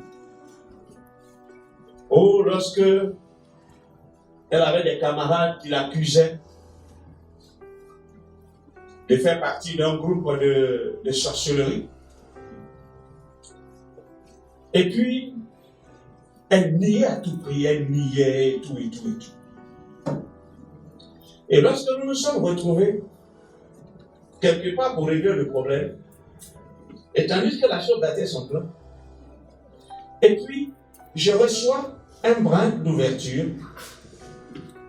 Et puis, je lui ai dit, il y avait toi et toi. Lorsque vous étiez là, vous étiez au bord de la clôture, à côté du temple.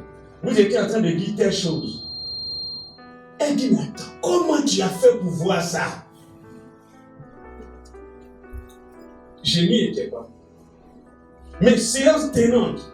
Mais quand j'ai dit, tu étais là, toi, tout le monde a reconnu. Elle s'est mise à pleurer.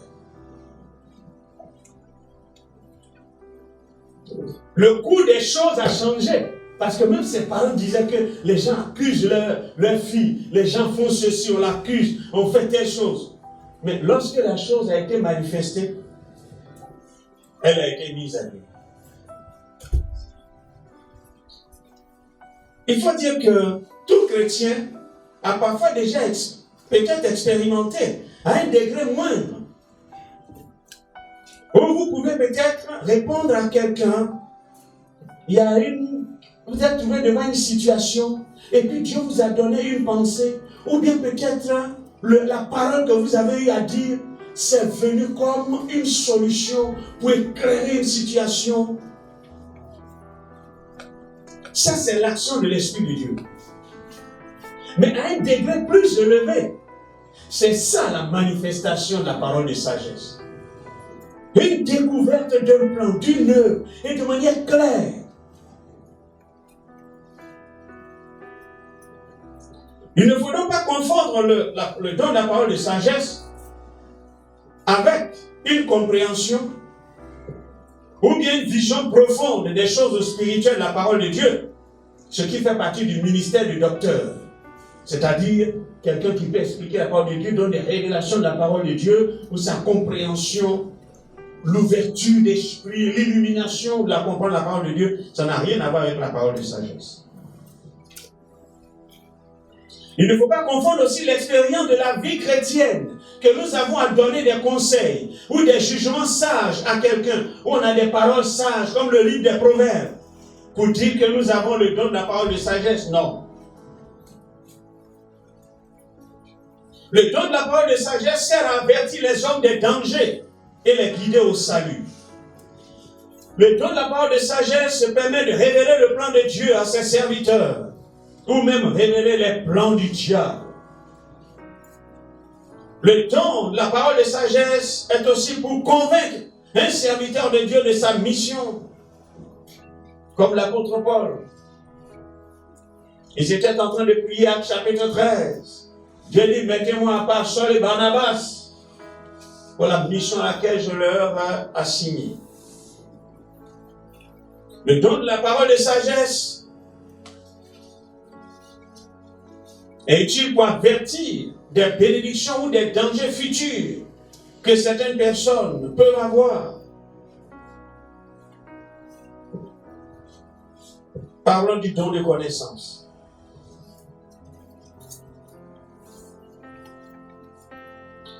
Il faut dire que le don de la parole de connaissance, c'est la révélation surnaturelle par l'Esprit d'une parcelle de la connaissance de Dieu concernant un homme, un fait, un lieu, un événement, une pensée, un état spirituel, moral ou physique, ou d'un projet humain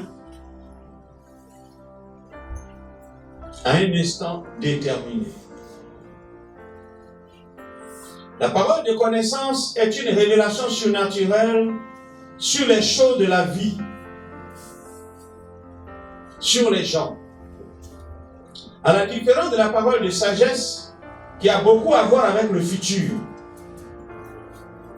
La parole de connaissance concerne plus le présent et le passé. Elle concerne plus le présent et le passé. La parole de connaissance se réfère plus au futur. L'accent y est mis. En dehors de tout ce qui est autour, mais l'accent est plus mis sur le futur.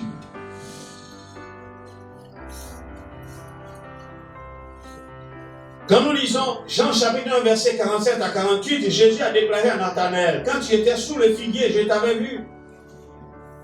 La parole de connaissance est une vue, une perception surnaturelle concernant les choses, des choses et des gens.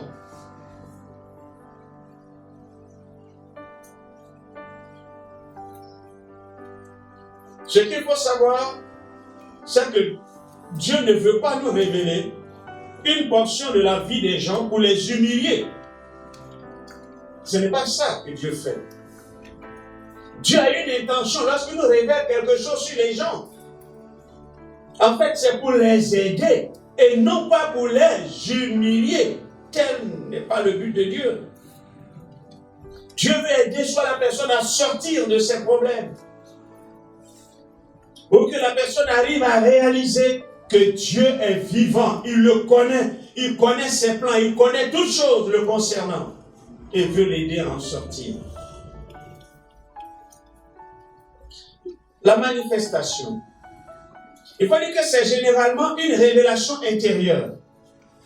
Une révélation intérieure. Physiquement inaudible.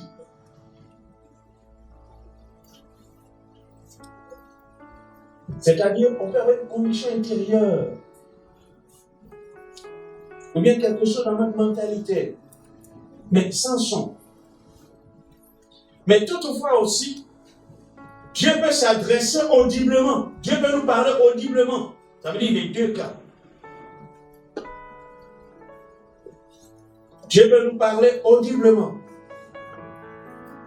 Comme Dieu a dit à Samuel, qui était couché auprès de l'arche. Samuel, il a appelé. Il a entendu.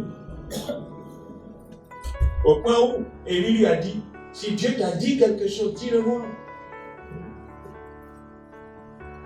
La révélation ne fait pas intervenir, ne fait intervenir ni la connaissance, ni l'effort humain.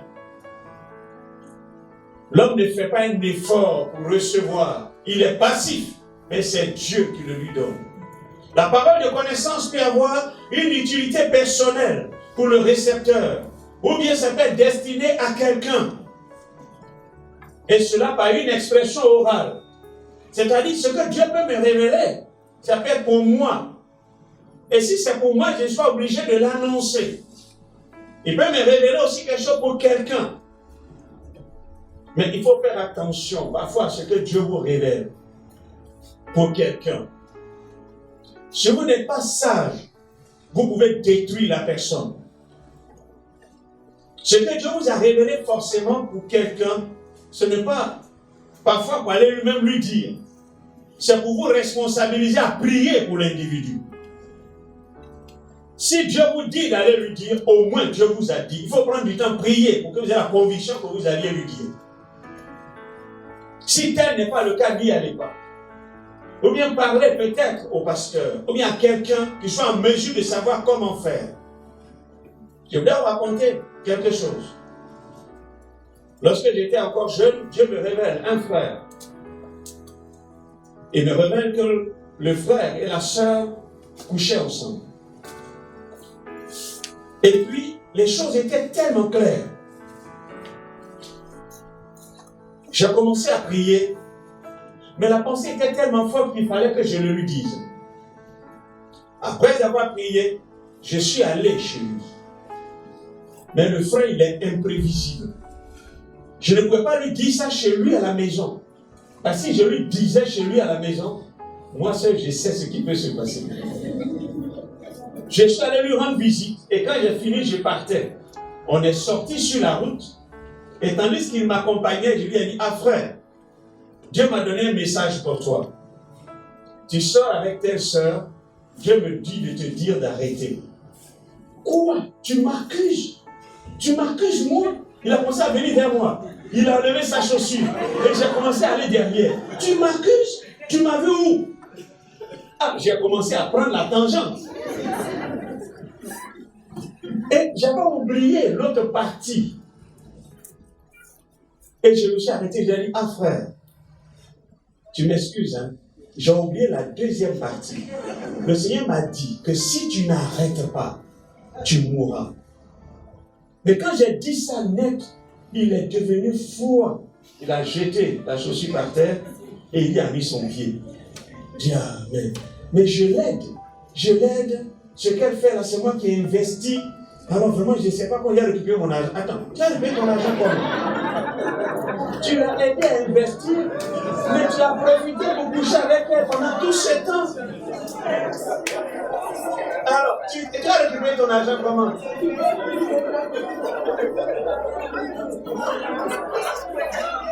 Alors, frères et sœurs, je lui ai dit, c'est la parole de Dieu, tu m'arrêtes. Parce que voici ce que Dieu a dit. Et j'ai fini ma mission, je suis parti. Si je lui avais dit, je lui à la maison. Et qu'il fermait la porte. Parce que c'est un frère. Un jeune frère togolais en forme. Bien en forme comme ça. Il ferme la porte sur moi là-bas et là, je t'ai cuit. Donc, j'ai préféré sortir. On est sur la route. Donc, c'est pourquoi il y a des choses, Dieu peut vous révéler. Même si Dieu vous dit de le dire, il faut parfois la sagesse pour l'orientation et savoir ce qu'il faut dire. Et la manière de dire. Ce sont des choses qui sont très, très, très, très importantes.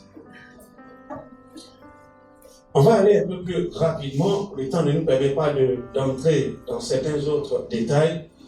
Voyons le don de discernement. Le don de discernement des esprits. Il faut dire que le don de discernement des esprits fait suite au don de connaissance et la parole de sagesse. Parce que pour que cela soit complet, il faudra que le don de discernement soit possible. Il faut dire que le terrain d'application du don de discernement ne concerne que, dans un premier temps, des esprits célestes, leur identification et leurs actions. Le discernement des esprits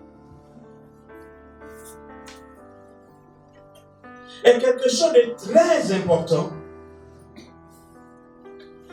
Il nous permet donc de connaître ce qui se passe derrière les actions et même des événements. C'est en ce sens-là que nous disons que le discernement des esprits est la révélation surnaturelle ou la perception par l'Esprit de Dieu de la source, de la véritable nature divine ou satanique d'une manifestation surnaturelle ou des conséquences d'une présence surnaturelle, qui peut être un phénomène physique ou matériel, une maladie, même une guérison ou une possession. Il peut y avoir une guérison. On va dire non, c'est Dieu qui a guéri. Mais non, il y a des guérisons qui ne viennent pas de Dieu. Il y a des guérisons qui ne viennent pas de Dieu. Il y a des guérisons diaboliques et sataniques. Je vous assure. Vous pensez que vous êtes guéri, mais on vous a fait la transmutation d'un démon. Vous ne sentez plus la maladie que vous avez, mais vous avez autre chose en remplacement. Il y a un monsieur pour lequel on avait prié ici. Il nous a dit, si vous allez sur le site d'un monsieur, aujourd'hui, on parle de lui sur les vidéos et tout ça. Il dit sa peau était comme la peau d'un crapaud, il était gravement malade. Et tout ça, il est allé là-bas. Le monsieur a prié pour lui. Il a été guéri. Aujourd'hui, on le prend pour faire des publicités. Les gens viennent du Canada, tout ça. On le prend pour faire publicité. Mais cependant, il n'a pas sommeil, il ne dort pas. Il travaille des moments terribles que lui seul connaît. Il nous a trouvés dans le bureau ici. Mais un monsieur possédé, on a commencé à prier pour lui. Oh. Pourtant, il a été guéri. Mais il dit aujourd'hui, on m'utilise pour faire la publicité. Mais le problème que j'ai vu, je n'aurais pas parlé lui expliquer, voici mon état, voilà, on ne l'écoute pas. On a seulement déplacé la chose. Et on l'utilise pour en faire une publicité. Mais pourtant, il souffre. Donc, il y a une chose. Derrière même une guérison, le don de discernement peut savoir, de savoir ce qu'il y a derrière une guérison. Derrière même une manifestation Derrière une œuvre qui se produit, on peut savoir. Comme l'apôtre Paul a su, derrière cette femme qui a commencé à prophétiser, ce sont des serviteurs de Dieu. Or, c'était un esprit de Python qui était en train de dire de telles choses. Il faut dire que le don de perception du monde spirituel qui nous entoure, ça c'est le don de discernement qui nous permet de découvrir. L'Esprit de Dieu nous entraîne dans le cadre de la perception de toutes ces choses, de connaître, de savoir, afin de ne pas nous laisser duper ou tromper par ces œuvres ténébreuses et diaboliques. Il faut dire comment cela peut se faire. Cela peut se faire par l'usage même parfois de la vue. De la vue. Vous pouvez regarder quelqu'un comme ça, si elle est possédée, vous pouvez le savoir. Quand vous avez le don de discernement. L'esprit peut utiliser l'ouïe, l'oreille. Il y a des choses que vous pouvez entendre. Mais cependant, personne n'entend. Comme Samuel a dit à Saül, quels sont les beuglements que j'entends derrière toi? Mais les bœufs n'étaient pas là devant Saül.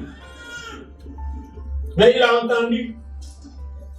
Il a vu derrière la guerre qui venait de remporter, les gens étaient contents qu'il y avait des bœufs qui avaient été pris pour venir. Il a entendu, mais Saül n'a pas entendu. Le don de discernement peut utiliser le toucher. Vous pouvez toucher quelqu'un. Le fait que vous touchez, vous ressentez. Et ce que vous ressentez en vous peut vous permettre de savoir que ça, il y a une origine ténébreuse. Elle n'est pas de Dieu. Et même l'odorat. Dieu peut utiliser votre odorat. Quand quelqu'un est possédé, il dégage une odeur. Parfois, c'est une odeur de souffle. Parfois, ça peut être une odeur de mort. Quand vous êtes en sa présence, que vous avez le don de discernement, vous pouvez sentir ça. Vous savez que non, il y a une présence, ce n'est pas une présence divine. Donc, Dieu, l'Esprit de Dieu peut utiliser nos sens pour nous permettre de le découvrir. Mais nous pouvons dire ceci, que dans sa manifestation, c'est généralement une révélation intérieure par la voix de l'Esprit de Dieu. C'est-à-dire, en dehors de ça.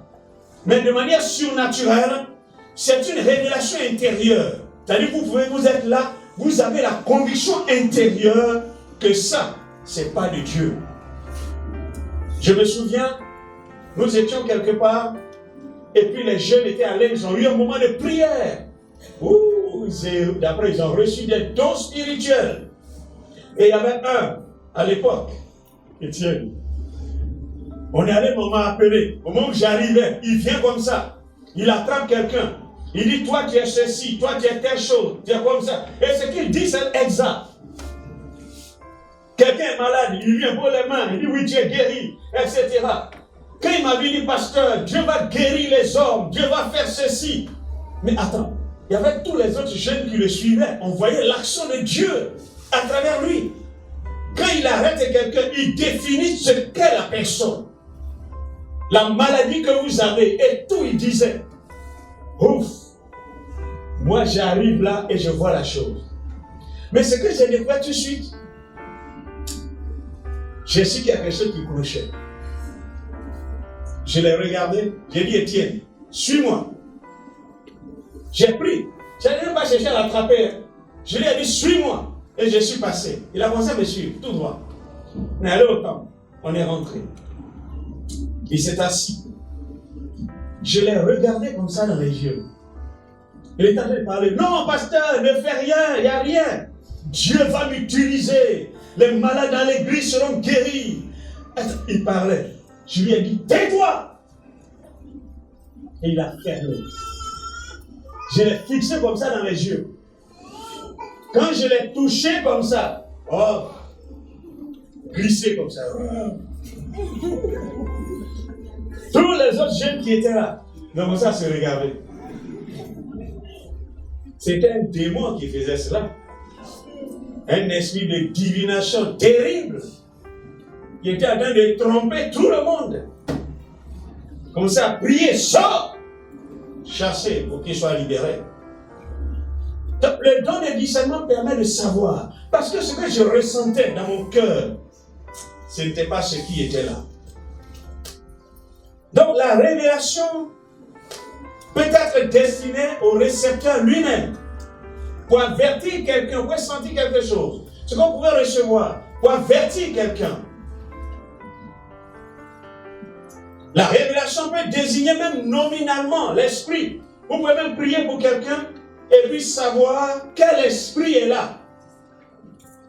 Je me souviens, on priait pour une dame, on était à Diboko qui nous avait été envoyée d'Abidjan. Pendant 3 jours, on prie pour la dame. Quand vous voyez la dame là, tu sais qu'elle est possédée. Tu la vois même, c'est comme expression, tu vois même les démons mais en mouvement. Mais on a prié pendant 3 jours, aucune manifestation. C'est pas possible. Et le 3e jour, tandis qu'on était en train de prier, il y avait un frère à Talichin. Et puis qui est venu là, nous a rendu visite. On a prié jusqu'à ce qu'on était fatigué. Et puis on était en train de nous recueillir avant de repartir encore. Et puis, il est parti comme ça tout doucement. Il a regardé la dame, puisqu'elle était en tapette. Il a touché son orteil gauche, le gros orteil. Quand il a touché, aïe, aïe, aïe, aïe, aïe, aïe, aïe, aïe. Pourquoi tu nous as dévoilé? Pourquoi tu as fait ceci? Attends, donc tout ce temps en prière, ils sont venus se loger dans l'orteil gauche.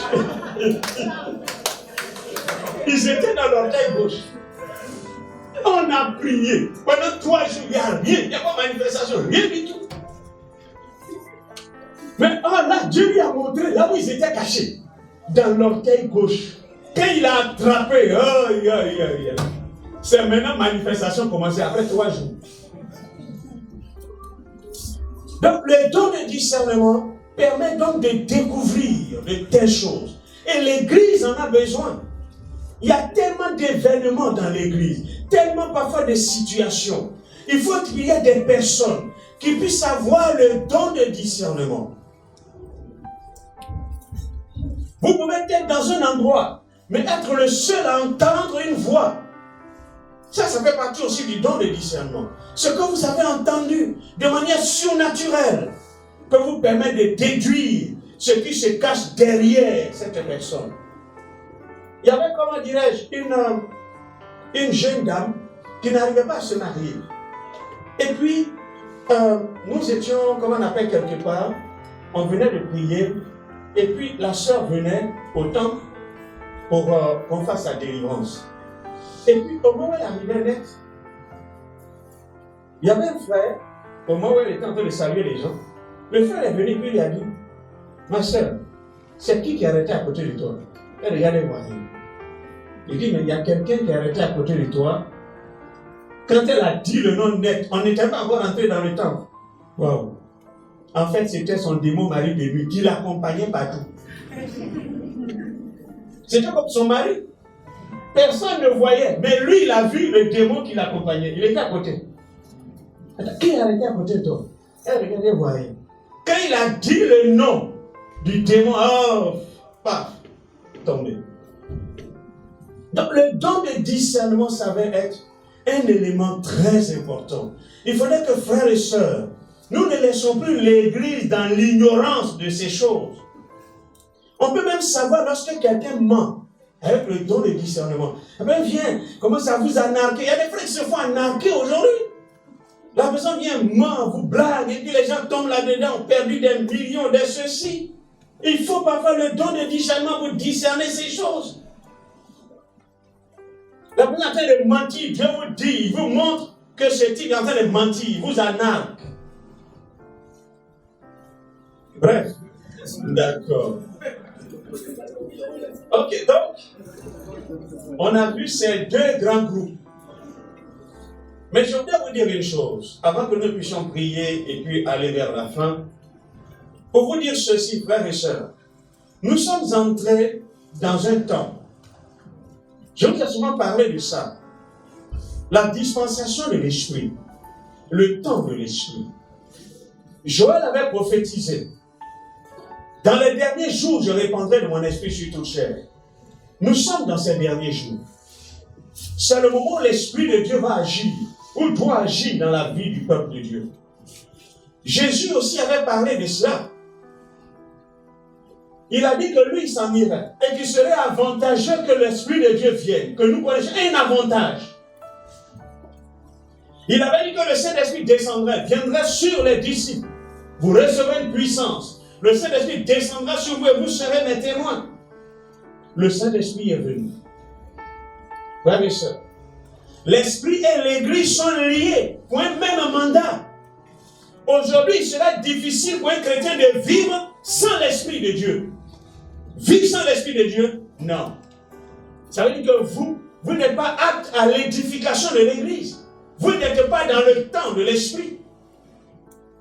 Or, le temps dans lequel nous sommes en train de vivre, c'est un temps qui supplante le temps de la loi. L'apôtre Paul dit, la loi a été glorieuse. Le temps de la loi. Jusqu'au point où le visage de Moïse rayonnait comme le soleil en plein midi. Le peuple d'Israël ne peut pas regarder son visage. Et prenait un voile pour se couvrir. Mais le même apôtre Paul annonce que le ministère de l'Esprit, il est supérieur au ministère de la loi. Or, le ministère de l'Esprit, c'est dans ce temps de l'Esprit où l'Esprit de Dieu va saisir chacun de nous pour la manifestation de ses capacités. L'apôtre Pierre disait ceci, que les prophètes d'autrefois ont voulu voir cette époque où le Saint-Esprit serait à l'œuvre dans la vie des chrétiens. Mais Dieu leur a dit quoi? Que cela ne leur était pas réservé. De connaître notre époque. Tandis que nous, aujourd'hui, on aurait voulu vivre l'époque des prophètes. Oh, ils étaient bien, Dieu leur parlait, Dieu faisait ça. Or, les prophètes, eux, ils ont voulu voir notre époque. Comment le Saint-Esprit allait saisir les gens pour produire des œuvres extraordinaires. Ils ont voulu voir. Dieu leur a dit non, c'est pas à vous. Mais êtes-vous convaincus que le Saint-Esprit vous utilise de manière extraordinaire? C'est-à-dire même pas encore la moitié, ni même encore le quart. Ce qui veut dire que nous sommes loin. Est-ce que chacun peut se laisser dans les mains de Dieu pour que l'Esprit de Dieu l'utilise de manière pleine et entière? La parole de Dieu est vraie. L'Esprit a été répandu dans ces temps qui sont les derniers. Les vieillards auront des sons, les jeunes gens, des visions, etc. Est-ce que ces choses se produisent? Nous sommes entrés dans un temps du surnaturel. Où la personne qui n'entre pas dans la vision du surnaturel et qui veut vivre dans le naturel est out. C'est le temps de l'Esprit. L'Église et l'Esprit qui sont associés. Il nous faut vivre dans la communion de l'Esprit, se laisser utiliser pleinement par l'Esprit de Dieu. Tu as besoin que ton frère soit édifié, que ton frère t'édifie, que ta soeur t'édifie. Mais l'Église d'aujourd'hui, on préfère plus faire beaucoup de malades à l'intérieur. On empêche la manifestation de l'Esprit. L'égoïsme. Je suis riche, je me suis enrichi, je n'ai besoin de rien. L'Église est en train de passer à côté de sa mission. Comme le dit là aussi, je suis riche, je me suis enrichi, je n'ai besoin de rien. L'égoïsme, l'orgueil, le matérialisme, c'est ce qui nous possède. Et c'est ce qu'on veut avoir. Quand on va dans les réunions, c'est la possession de ces choses. C'est ce qu'on veut. Mais on oublie la transformation de Dieu. Les vies transformées, les vies changées. Où le Saint-Esprit utilise des hommes comme des canaux dans les mains de Dieu. Vous vous souvenez que j'ai dit ici, si vous vous reconnaissez ambassadeur dans les mains de Dieu, l'ambassadeur, quand il demande quelque chose, alors son État lui envoie. Mais qui êtes-vous dans le plan de Dieu? Qui êtes-vous pour le royaume de Dieu? Êtes-vous un ambassadeur? Alors si vous ne l'êtes pas, vous ne recevrez jamais la provision nécessaire pour votre bien-être, pour que le royaume de Dieu soit connu. Alors si vous voulez être un instrument dans les mains de Dieu, pour agir dans la dispensation de l'Esprit, pour que Christ soit glorifié, vous cherchez le royaume de Dieu. Ce que Dieu veut que vous ayez, vous l'aurez.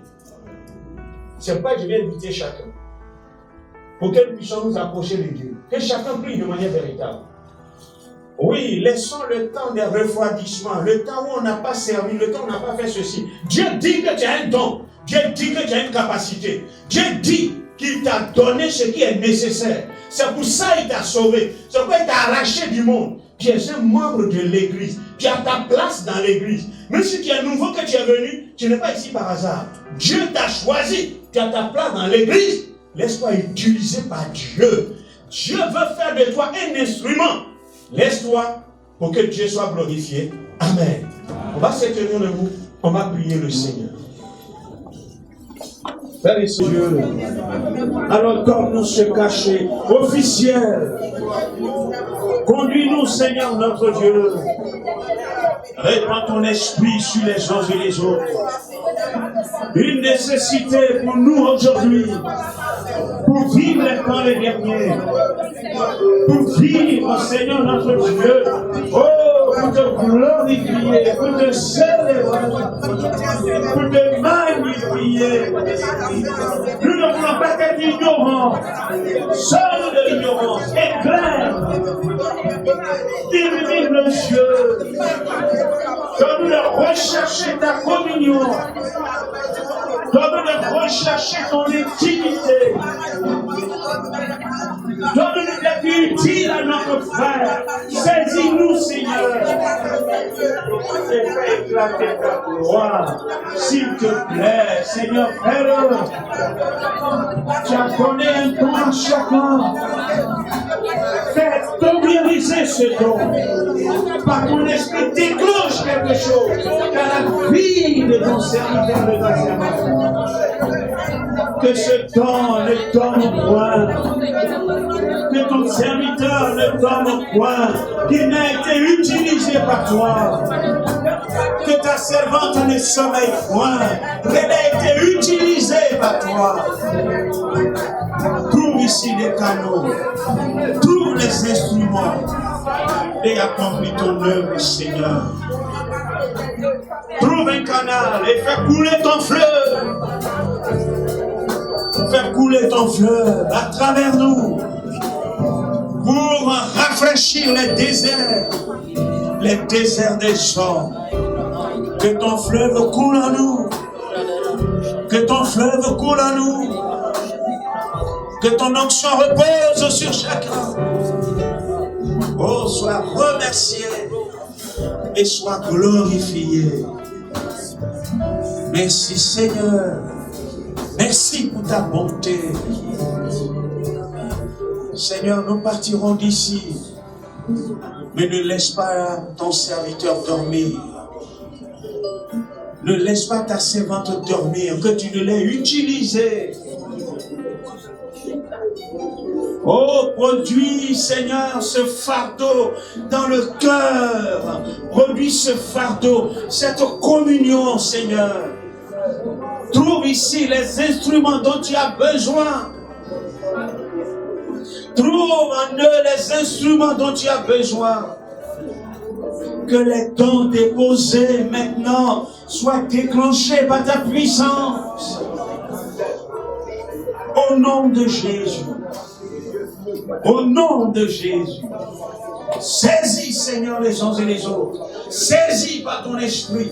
Place-les sous ton gouvernement. Saisis-les, Seigneur. Saisis-les, Seigneur. Oh, dans sa communion avec toi, saisis-le.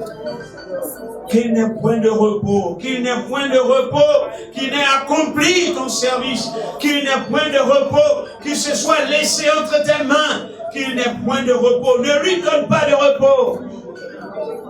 C'est le vase pour édifier. C'est le vase que tu as choisi dans lequel doit couler ton fleuve. Seigneur, fais-le. Fais-le. Et donne gloire à ton nom. Merci Seigneur. Merci pour ta parole. Merci pour ta bonté. Que l'honneur et la gloire te reviennent. Amen. Veuillez vous asseoir.